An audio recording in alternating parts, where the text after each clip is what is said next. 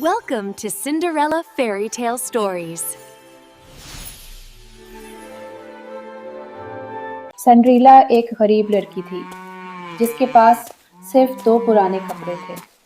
वो अक्सर साड़ियों की दुकान के सामने रुकती और रंग बिरंगी साड़ियों को हसरत Please से have a देखती। closer look. दिल में वो सोचती, काश मेरे पास भी ऐसी साड़ी होती। एक रात वो गमगीन बैठी थी कि अचानक कमरा रोशनी से भर गया। सामने एक जादुई परी आ गई।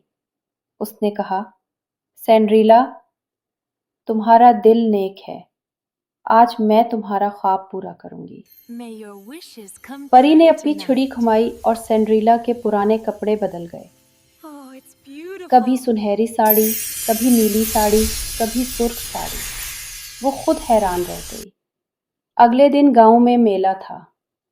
लोग सेंड्रीला को देखकर दंग रह गए। सब बोले, वाह, ये तो बिल्कुल शहजादी लग रही है। सेंड्रीला ने कहा, साड़ियाँ खूबसूरत Saris हैं, are beautiful. मगर असल True खूबसूरती beauty is in दिल की kindness नेकी में है। and giving happiness उस to दिन के others. बाद सेंड्रीला सबकी पसंदीदा बन गई।